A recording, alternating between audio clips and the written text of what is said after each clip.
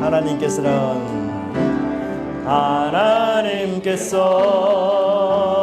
당신을 통해 메마른 땅에 샘물나게 하시기를 가난한 영혼 목마른 영혼 당신을 통해 주 사랑 알기 원하네.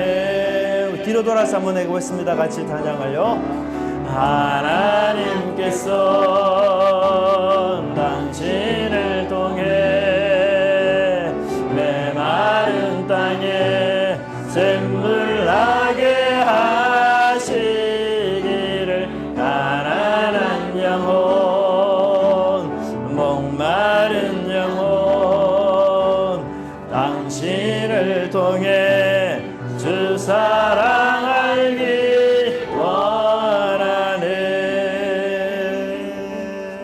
아멘. 감사합니다. 네. 예수님은 많은 사람들이 모인 곳에 씨 뿌리는 비유를 이렇게 말씀하셨는데요. 사실 이 말씀은 당시 농부들이라면 흔히 겪을 수 있는 아주 일상적인 평이한 이런 말씀이었습니다. 그런데 이 이야기가, 이 비유가 갖는 아주 놀라운 특징이 있는데요. 그것은 바로 이 비유를 듣는 순간 우리가 비유를 듣는 사람이 당사자가 된다는 사실입니다. 여러분, 우리가 듣는 대부분의 얘기는 나에 대한 이야기가 아니라 다른 시대의 사람의 이야기, 다른 나라의 사람의 이야기, 다른 사람에 대한 이야기가 아니겠습니까? 나와는 상관없는 얘기예요. 지금 예수님도 예수님 시대에 예수님의 사람들, 이 무리들에게 하는 그런 얘기입니다. 그런데 이 말씀을 듣는 순간 다른 나라의 다른 사람에 대한 얘기가 순식간에 나에 대한 이야기로 바뀐다는 것입니다. 이 비유는 지금 나의 마음이 어떤 상태인지를 확인해주는 이런 말씀이에요. 내 마음이 지금 길가의 상태인지 아니면 아주 흙이 얇게 올려진 바위 상태인지 그렇지 않으면 가시떨기의 상태인지 아니면 옥토 좋은 땅의 상태인지 이 비유가 지금 내 속 마음을 지금 다 보여준다라고 그렇게 말할 수가 있습니다. 이 예수님의 비유의 말씀은 사실 나를 스캔하는 MRI와 같습니다. 여러분 혹시 다치거나 이렇게 아프면 병원에 가게 되죠. CT 촬영해도 안 되고 엑스레이 찍어도 안 되고 이럴 때에 의사 선생님께서는 아주 정확한 진단을 위해서 MRI를 촬영해 봅시다. 이런 말을 여러분 들은 적이 있을 것입니다. 이 MRI 촬영할 때 굉장히 소란스럽지 않습니까? 그래서 찍어보신 분들은 아시겠지만 이 귀에 헤드폰을 끼고 너무너무 소리가 시끄럽기 때문에 그렇게 촬영을 해요. 자, 그렇게 촬영이 끝난 뒤에는 어떻게 합니까? 이 신경과 근육과 인대와 연골 등의 상태를 모두 아주 상세히 잘 알 수 있어요. 아주 정확한 진단을 합니다. 그래서 수술을 해야 될지 말아야 될지 또 수술을 하면 어떤 방식으로 해야 되는지 전이는 어느 정도 되었는지 이런 것들이 다 드러나요. 근데 우리 영혼, 우리의 마음을 스캔하는 장비는 도대체 무엇일까? 우리는 무엇을 통해서 내 영혼이, 내 마음이 건강하다? 아니면 좀 건강하지 못하니 건강에 신경을 써야 된다? 아니면 이 건강에 많이 훼손이 되었으니까 지금 약을 먹어야 한다? 이런 것을 어떻게 우리가 판단할 수 있느냐? 이런 정세를 판단하는 이 MRI와 같은 장비가 뭐냐? 그것이 오늘 바로 이 비유의 말씀이다 라고 그렇게 이야기할 수가 있는 것입니다. 우리는 이 비유를 듣는 순간 우리 자신을 점검하게 돼요. 내가 길가의 마음의 상태구나. 아니면 나는 옥토의 마음의 상태이구나. 이렇게 나의 영적 건강도를 측정할 수 있는 것이 바로 예수님이 하신 말씀의 비유라는 것입니다. 여러분, 우리가 이 육체적인 건강도 중요하지만 영혼의 건강, 마음의 건강 얼마나 중요합니까? 오늘 저와 여러분들이 이 말씀, 이 비유를 통해서 참 우리의 마음과 영혼이 얼마나 지금 건강한지, 어느 것에 지금 머물러 있는지 이렇게 살펴보는 이런 시간을 가지면 참 좋겠습니다. 뿐만 아니라 이 비유를 듣는 순간 우리는 책임을 져야 돼요. 결정을 하고 결단을 내려야 됩니다. 내가 만일 길가의 마음의 상태라면 어디로 옮겨가야 되겠습니까? 옥토로, 좋은 땅으로 옮겨야 됩니다. 여러분, 이 비유의 뜻을 묻는 사람들이 누구였죠? 제자들이었습니다. 제자들. 여러분, 제자들과 청중들이 지금 함께 예수님의 비유를 들었는데 이 무리들은요, 이 비유에 대해서 전혀 관심이 없었어요. 아유, 참 저 시시한 말씀, 너무너무 평범한 말씀, 농부라 하면 누구라도 할 수 있는 아유 그런 평이한 말씀, 그렇게 아주 쉬운 말씀으로 생각하고 예수님 주위를 다 떠나고 말았어요. 그런데 제자들은 달랐습니다. 예수님, 이 비유의 뜻이 무엇이죠? 이 비유 어떻게 내가 이해해야 되죠? 그래서 제자들의 마음이 지금 예수님의 비유를 묻는 이 제자들의 마음은 네 가지 밭 중에서 여러분 어디에 해당한다고 생각이 드십니까? 옥토에 해당한다고 생각되지 않습니까? 그죠? 예. 야, 예수님이 하신 말씀에 아주 지대한 관심을 갖고 질문을 하고, 내가 그 예수님이 해석해 주면 그 깨달은 말씀을 가지고 나는 순종하고 나는 실천해야지. 그런 마음으로 하는 건 아니겠어요? 그러면 예수님은 이 네 가지 밭 중에서 어느 밭 얘기만 하면 됩니까? 옥토만 이야기하면 돼요. 그렇죠? 야, 너희들 전부 옥토의 마음이구나. 너무너무 착하다. 그래, 옥토는 이런 결과가 있을 거야. 이렇게만 말씀하면 돼요. 그런데 네 가지 밭 비유를 말씀하시면서 야, 첫 번째부터 세 번째까지는 너희들에게 해당되지 않아. 그러니 걱정하지 마. 너희들은 좋은 땅이고 옥토밭이야. 예수님이 이렇게 해석할 수 있잖아요. 그런데 예수님이 이런 말씀 전혀 안 하셨다는 거예요. 아니 지금 제자들은 옥토와 같은 마음인데 왜 예수님은 첫째, 둘째, 셋째의 마음 이야기를 다 하셨을까? 왜 그럴까요? 예, 지금은 제자들이 옥토의 마음일 수 있지만 후에는 상황이 바뀌고 여건이 바뀌면 어떤 마음이 될까요? 바위의 마음이 되거나 가시떨기의 마음이 얼마든지 될 수 있기 때문에 예수님이 이 네 가지 밭 비유를 다 말씀하신 거예요. 실제로 예수님의 수제자인 베드로가 길가의 마음을 가진 적이 있었습니다. 예수님께서 제자들을 향하여 많은 고난과 내가 고난을 받고 종교 지도자들로부터 내가 버림을 받아 죽게 된다. 이렇게 말씀하셨어요. 그때 베드로가 무엇이라고 응답했습니까? 예수님에게 강하게 저항하고 아주 강력하게 부인했습니다. 예. 그러면서 베드로가 뭐라고 말합니까? 베드로가 예수를 붙들고 항변하여 이르되 주여 그리 마옵소서. 여러분, 예수님을 붙들었다는 겁니다. 맥살을 쥐지 않아서 다행인 것 같아요. 항변했다. 막 예수님께 대들었다는 거죠, 여러분. 예? 반항했다는 거 아닙니까? 옷소매를 붙잡고 예수님 절대로 그러면 안 됩니다. 여러분, 우리가 복음서를 아무리 살펴봐도 베드로가 이렇게 예수님을 향해서 버릇없이 군 적이 있을까요? 없어요. 그죠? 한 번도 그런 적 없습니다. 근데 막 이 순간만큼은 베드로가 지금 열불이 나서 예수님께 항의하듯 지금 저항하고 대들고 있는 겁니다. 예? 정말 예수님의 죽음을 베드로가 정말 염려해서 이렇게 대들었을까요? 아이고, 우리 스승님 절대로 죽으시면 안 돼요. 이런 충성의 마음, 안타까운 마음으로 이렇게 말했기 때문일까요? 아니에요. 예수님이 죽는다는 얘기는 뭡니까? 그동안 베드로가 가졌던 꿈, 이거 다 산산조각이 나고 완전히 다 무너지기 때문에 예수님 절대로 죽으시면 안 돼요. 예수님 죽으시면 저의 꿈도 다 산산조각이 납니다. 예, 그런 뜻이 아니겠어요? 그래서 예수님은 베드로의 이런 마음을 아시고 다음과 같이 책망을 하셨습니다. 예수님이 뭐라고 책망하셨습니까? 베드로에게 이르시되 사단아 내 뒤로 물러가라. 너는 나를 넘어지게 하는 자로다. 내가 하나님의 일을 생각지 아니하고 도리어 사람의 일을 생각하는도다. 예수님이 베드로의 마음은 충성스럽다 이렇게 평가하지 않았어요. 오히려 예수님을 올무에 빠뜨리는 악한 마음을 너가 갖고 있구나. 하나님의 일이 아니라 사람의 일, 사단의 일을 생각하는 어떤 마음이죠? 지금 이 네 가지 밭 중에서 길가의 마음, 첫 번째 마음, 길가의 마음, 사단에게 붙잡힌 마음, 그것을 네가 가지고 있다라고 예수님이 지금 책망하신 것입니다. 여러분 그렇지 않습니까? 지금 이 시간 제자들은 예수님의 비유를 알고 싶고 그 비유를 깨닫고 나는 순종하고 싶다 이런 옥토의 마음이에요. 좋은 땅의 마음입니다. 그런데 미래의 어느 순간에는 베드로 어떤 마음을 갖고 있습니까? 사단에게 사로잡혀 넘어지는 악한 마음, 길가의 마음을 베드로가 가진 것이에요. 그래서 예수님의 질문에, 제자들의 질문에 예수님께서 이 네 가지 밭의 비유를 모두 말씀하신 이유는 뭐냐? 야, 너희들 항상 경계하고 항상 깨어 있어야 돼. 나는 한번 옥토는 영원한 옥토다. 이렇게 착각하면 안 된다는 거예요.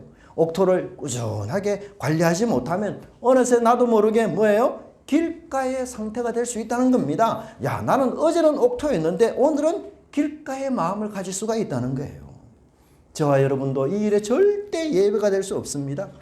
지금 내가 옥토라 할지라도 먼 훗날 고난과 환난 예상하지 못한 여러 어려움에 직면하게 되면 내 마음이 바위와 같은 마음이 될 수가 있어요.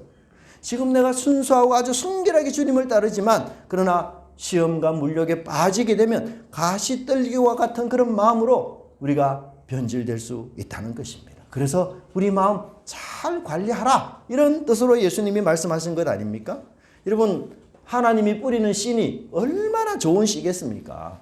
세상에는 없는 씨예요. 정말 힘있고 능력있고 너무너무 강력한 씨고 뿌려놓으면 무려 옥토에 30배, 60배, 100배의 열매를 맺는 정말 기하급수적인 열매를 맺는 이 씨 아니에요. 그런데 우리 마음이 병들면 우리 마음의 의심과 회의와 낙심과 탐욕의 죄가 우리 영혼을 지배하게 되면 어떻게 됩니까?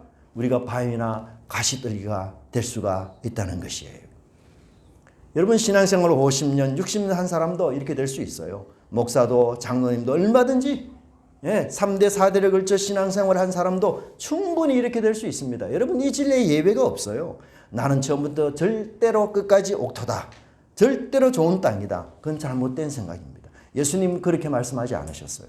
오늘 새벽기도 내가 참여했으니 하루 종일 나는 옥토일 것이다. 그렇지 않습니다. 여러분 순간순간 내 마음을 지키지 않으면 옥토에서 얼마든지 우리가 미끄러질 수 있어요. 그러니 근신하고 그러니 껴 있어야 되고 그러니 교만하지 말아야 하는 겁니다. 베드로도 넘어졌습니다. 베드로도 신앙의 발을 헛디뎠던 것 아닙니까? 여러분 우리도 충분히 그럴 수 있는 존재들이에요. 그러니 우리가 하나님 말씀을 늘 가까이 하고 예배와 기도를 소홀히 하지 마시기 바랍니다. 여러분 말씀 묵상에서 떠나지 않도록 여러분 마음이 무너지면요 모든 게 다 무너집니다. 길가의 마음이 되어 보십시오. 하나님 말씀 부정하고 불신하기 시작하면요 순식간에 사단의 먹이가 되는 거예요. 정말 무서운 일이 일어나는 겁니다. 저는 우리 교회 성도님들이 늘 정말 옥토와 같은 마음 갖기를 간절히 소망합니다. 우리 성도님들의 이런 옥토와 같은 마음 때문에 주변에 여러 많은 이웃들이 살만 나는 그런 세상을 만들어가고 정말 30배, 60배, 100배의 아름다운 열매를 맺는 그런 마음이 되시기를 간절히 바랍니다. 자, 두 번째는 뭐냐? 두 번째는 이 길가의 마음을 우리가 살펴볼 터인데 이 마음은 바로 세상과 육신에 빠져있는 마음이다 라고 말할 수 있습니다. 예수님은 이 하나님의 말씀이 씨라 이렇게 이야기하셨어요. 똑같은 씨가 지금 밭에 뿌려졌습니다. 지금 우리도 똑같은 하나님 말씀을 우리가 지금 여기서 듣고 있어요. 근데 결과는 어떻습니까? 달라요. 밭의 상황에 따라 결과가 다르다. 씨가 문제가 아니에요. 씨는 하나님 말씀입니다. 건강한 씨입니다.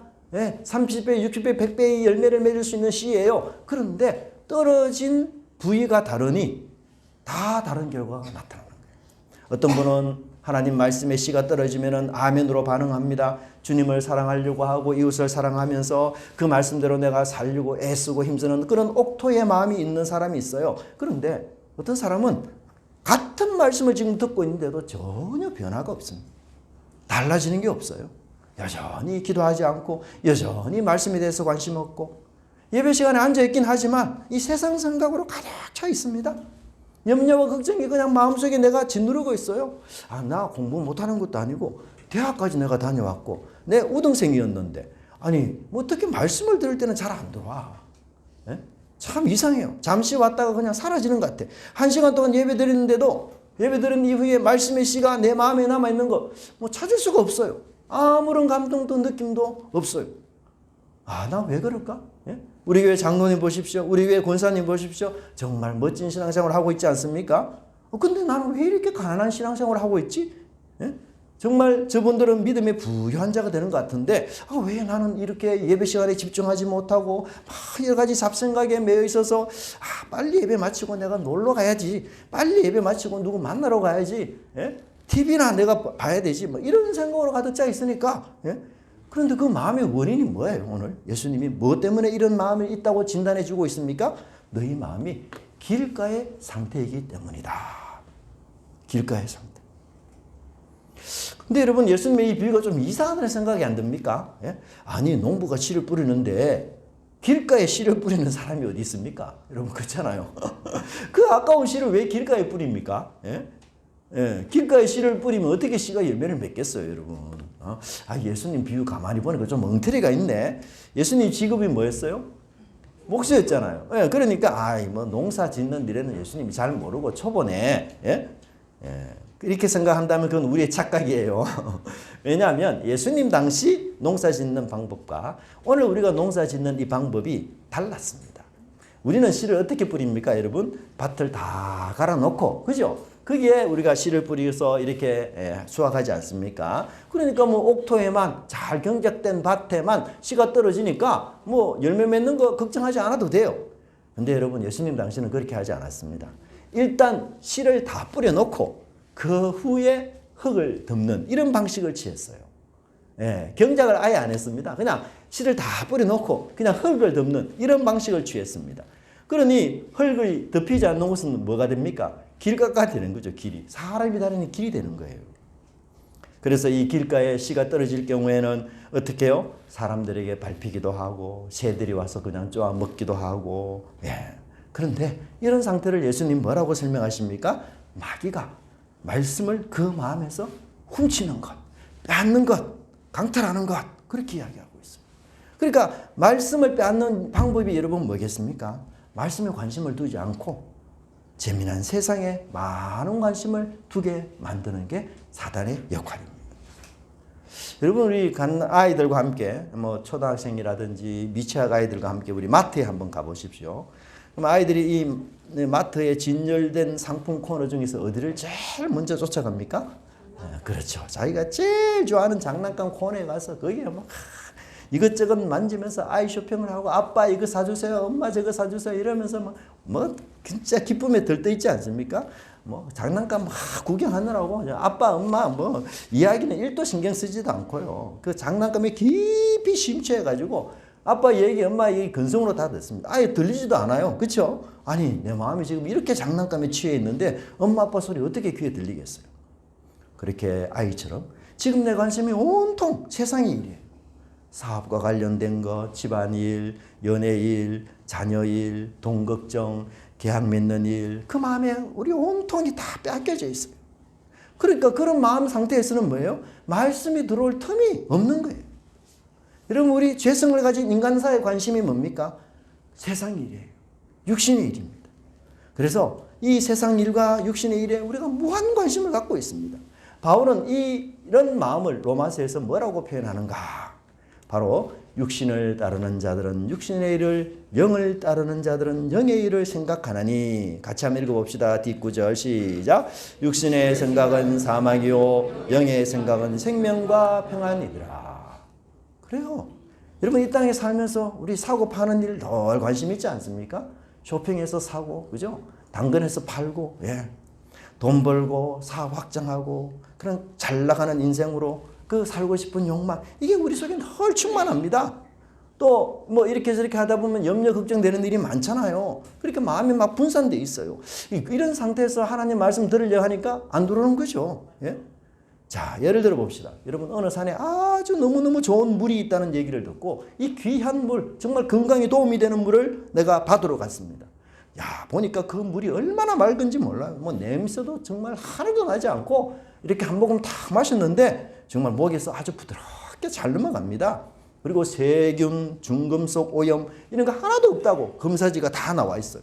근데 이 물을 한번 마셔보니까 정말 내 몸에서 야 너무너무 좋은 물이다라는 반응이 적각 오는 거예요. 그래서 이 물을 받으러 갔습니다. 그러면 반드시 빈통을 갖고 가야 돼요. 여러분 내 통 안에 내가 평소 먹던 물, 내 집에 있는 물 그걸 가득 채워진 상태로서는 절대로 좋은 물을 여러분 받아갈 수가 없어요.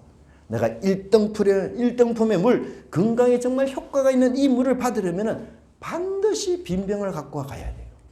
먼저는 내가 가진 이 더러운 물 다 쏟아버려야 됩니다. 아, 내가 이때까지 먹은 것 그 가치 없는 물이었구나. 그 건강을 해치는 물을 내가 지금 먹고 있었구나. 그것을 다 버려야 돼요. 아이고 그거 아까운데? 아이고 그거 아쉬운데? 그렇게 생각하는 한 여러분 신선하고 유익한 물 건강을 회복시켜주는 물 절대로 우리가 받을 수가 없어요.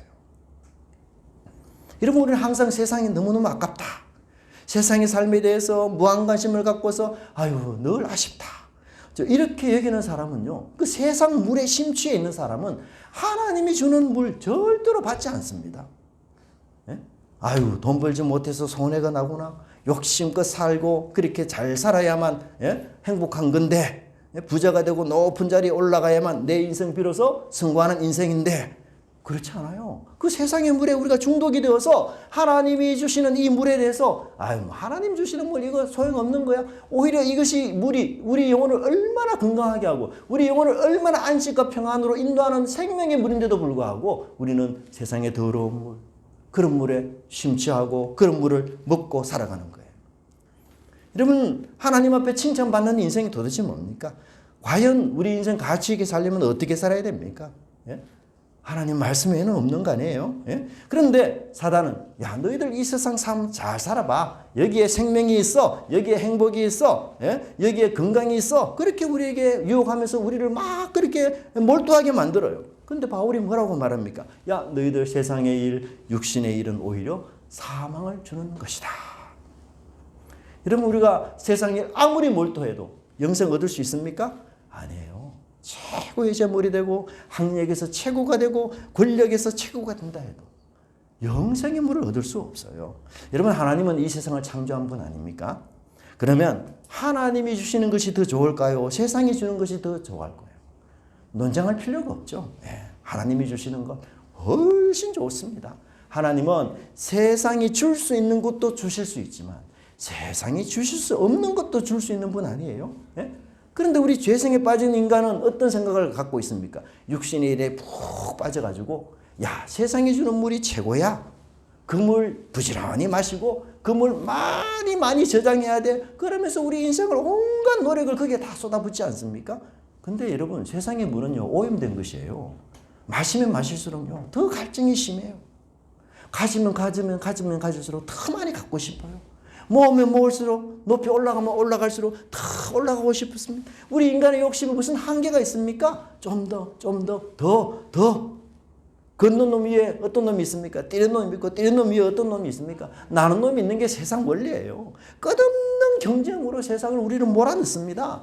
그래서 승리하고 손에 움켜쥐었지만 또 다른 승리를 갈급해 하도록 만들어보고 트로피를 받았지만 또 그것에 만족하지 못하고 또 다른 트로피를 내가 갈망하도록 이렇게 계속해서 우리가 갈증나는 인생으로 만들어버리는 것이 세상의 물입니다. 그러니 이 세상의 물은 아무리 마셔도 결코 만족할 수 없어요. 결코. 끊임없이 솟아오르는 이 우리 인간의 욕구, 이것을 다 채울 물이 세상에 어디 있습니까? 없어요. 그러니까 늘 불만하고 늘 자족하지 못하고 감사하지 못하고 그렇게 살아가는 것 아닙니까? 그 육신의 길, 그것이 사망의 길인지도 모르고 그 길로 달려가는 거예요.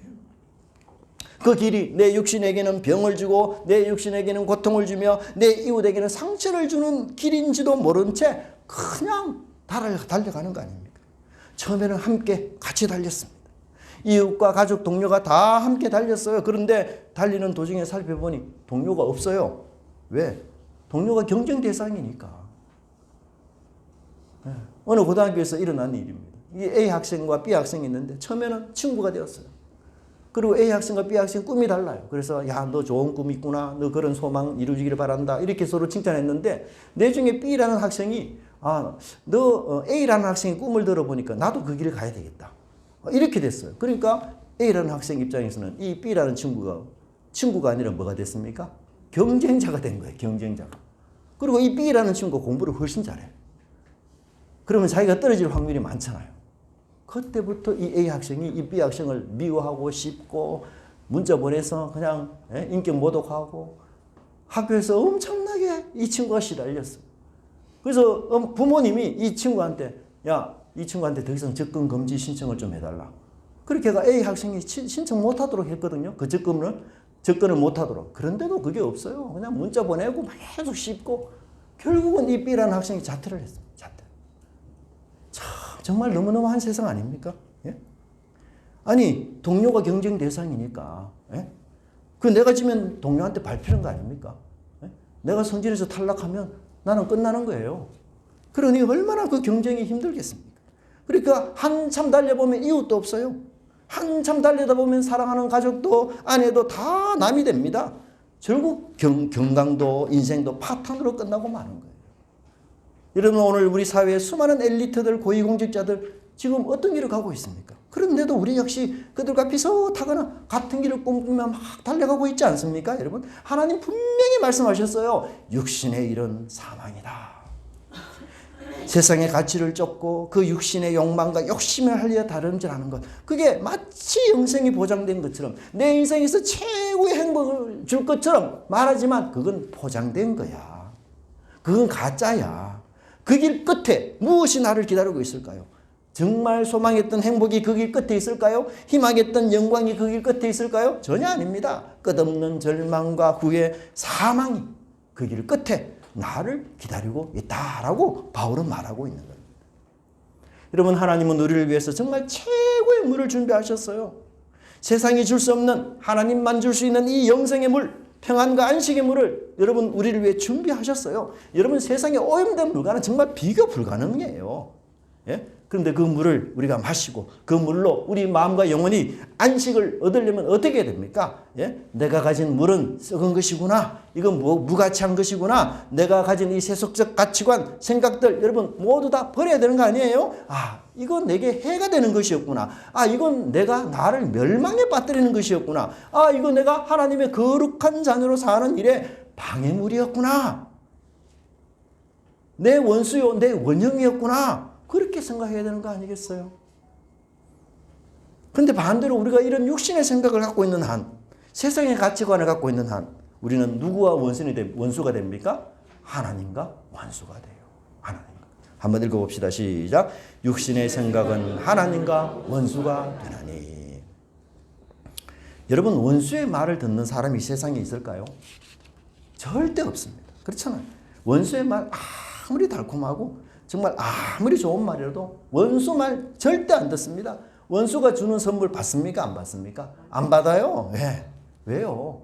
저 사람 나를 망하게 하려는 거다.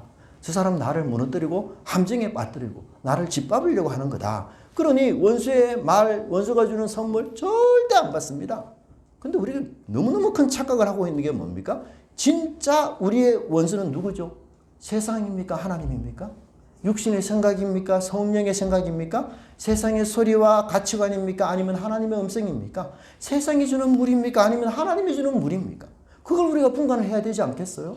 그런데 오히려 하나님을 원수처럼 생각하는 거예요. 그러니 그 하나님이 주시는 좋은 물들 다 소용없는 것으로, 무가치한 것으로 여기지 않는 겁니까? 여러분.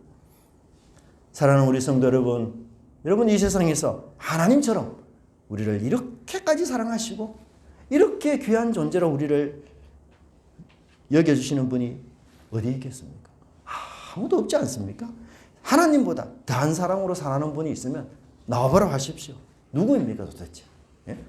육신의 부모보다도 더한 사랑과 관심으로 돌보시는 분, 그분이 바로 우리의 하나님 아버지 아닙니까? 그런데도 우리가 이 세상의 달콤한 소리, 육신의 생각에 빠져서 나를 사랑해 주시고 나를 진정으로 위해 주시는 그 하나님의 말씀을 내가 무시한다면, 그 하나님이 주시는 물을 내가 거부한다면 여러분, 이 얼마나 큰 불행입니까?